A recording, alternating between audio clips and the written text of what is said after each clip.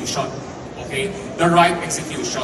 And execution is not the end state. How do you now ensure that you'll be able to scale such initiative? Is again a major factor in the entire proposition.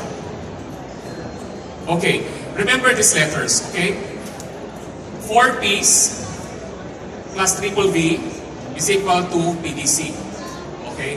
Yung 4 P's na yan is not the Pantawid Pamilyang Pilipino program.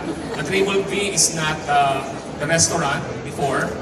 And PDC is not posted checks. Okay? Okay. This would be our formula or our equation in driving digital transformation in RCBC or the Checo Group of companies. Because YGC is comprised of about 60 businesses that spans out of we call this banking, insurance, construction, and so on and so forth. So the 4 P's would be on people, on process, platform, and product. Okay. Of course, I started with people because that is the most important. Because again, having to imbibe the customer centricity mentality amongst the employees and even management must be in sync with the entire goal of the organization. And of course, the 4 P's will not in any way be sufficient enough to push for transformation. And what is critical would be the triple V's. That would be velocity, that pertains to agility and speed in execution. Meaning, if I want to launch something, launching it is not something about launching it after 6 months or after 1 year. Launching it is something like you're talking of days, as in next week, as in 5 days, or even yes, tomorrow, right? And in terms of value, it pertains to customer adoption and loyalty, and of course, volume, which would refer to growth and scale. Okay? And all of these facets will now redound to a major result or outcome that will be the PDC.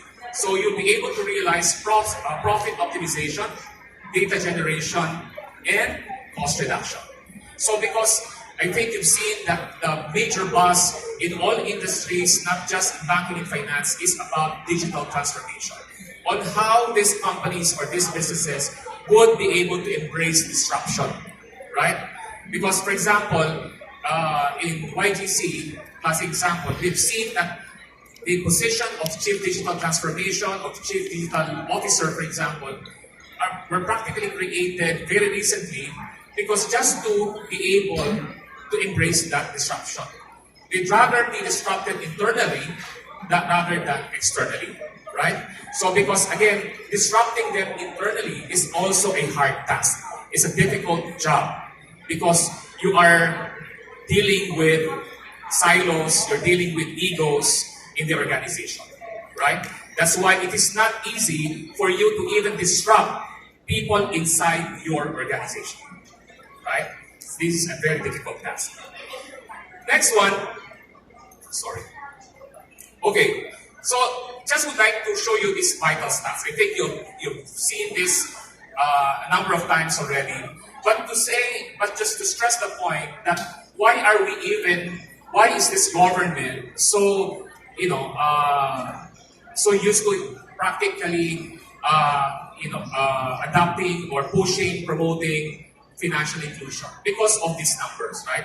37% of the Philippines' GDP comes from NCR, despite accounting only for 13% of the country's population. Because this is the mega Manila. It's concentrated within Metro Manila.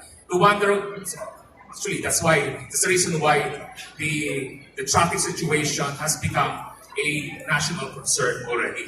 And of course, 6.8% of the disposable income growth is expected faster than the real GDP growth. And of course, the other numbers here would tell you that, of course, in terms of savings, 7 in 10 Filipinos keep their savings at home, and only 4 in 10 obtain other loans from informal sectors. And in fact, the Philippines would be the only country in the world that has the most number of Filipinos getting loans from their friends and relatives, at 68%. That's why, pag umutang ka sa kamag-anak mo, Pag hindi ka nagbayad, hindi ka naman ipa-public shaming like yung mga online lenders. Kaya lang, hindi ka makapunta sa kamag-anak mo na. Okay? Hindi na makapunta yung mga anak mo at para magmano, para kumuha ng aginaldo sa Pasko. Okay? Next. So, moving on, we need to understand why is it that the Filipinos, while they have, some of them would have savings account, but still around 86% or 83% of them would have deposit size of less than 40,000 pesos. In fact, 62% would have an EDB or average daily balance of less than 5,000 pesos. In fact, ang totoo talagang value niyan is around 1,000 to 2,000 pesos only. Okay? So no one is actually saving money, no? So yun ang problema. So that's why over 80% of savings or deposit size are below 50,000. This is just within the BSP's definition of basic deposit account. That's why BSP came up with its circular allowing now the banks to actually offer basic deposit accounts without the need for maintaining balance or required for you to put in initial deposit, and there's no penalties or surcharges. Okay, and it's interest bearing, but the cap is only at 50,000 pesos. Okay, next one. Okay, now we are also lucky that the BSP or the Philippines would have the most dynamic and most creative and most proactive regulator in the world. That's why we've seen a number of regulations that practically support the vision of having an inclusive digital finance, of having or how to scale what we call the digital economy. Of course, at the center of it is the national IT system, okay, which is hopefully will be piloted by next month, okay? And the full implementation will happen next year. Because we've seen that the biggest barrier to entry for the unbanked or underserved Filipinos will always be the issue of KYC, right? And this will also drive down the cost of credit because this will practically tell the creditors or the lenders as to the quality of those borrowers, right? So these are the things that we are very thankful for because of this innovative, enabling regulations that we now have in this country. Okay, now while we have all of these innovations, while we have all of these technologies and players that are very much active, because in this particular hall, we've seen a number of exhibitors here showcasing their respective wares or their platforms. It only goes to show that we have a thriving technology base in the Philippines.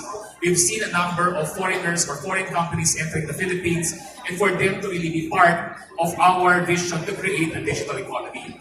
But while doing so, we also have to be mindful of what we call techno-ethics. What we're trying to push or to champion here is about having to have an ethical standard across the players of the fintech world. That's why we came up with this to make sure that there is a balance between innovation and regulation and customer protection.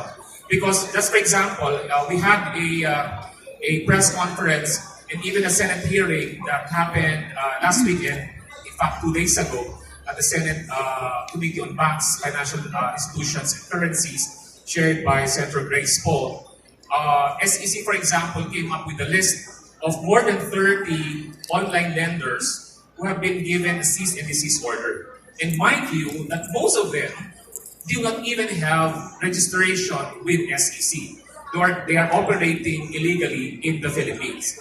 And some of the Filipinos or some of the complainants with the NPC, or National Privacy Commission, actually now, practically some of them are teachers. Okay, some of them are no longer attending classes because they were practically subjected to public shaming because they failed to pay a loan of 5,000 pesos online, right? And in fact, there was even a case of suicide in Indonesia for such particular unethical collection practice. That's why this particular unethical practices would actually lead to potential depression. Okay? And it will even destroy your life, even destroy your career. Okay.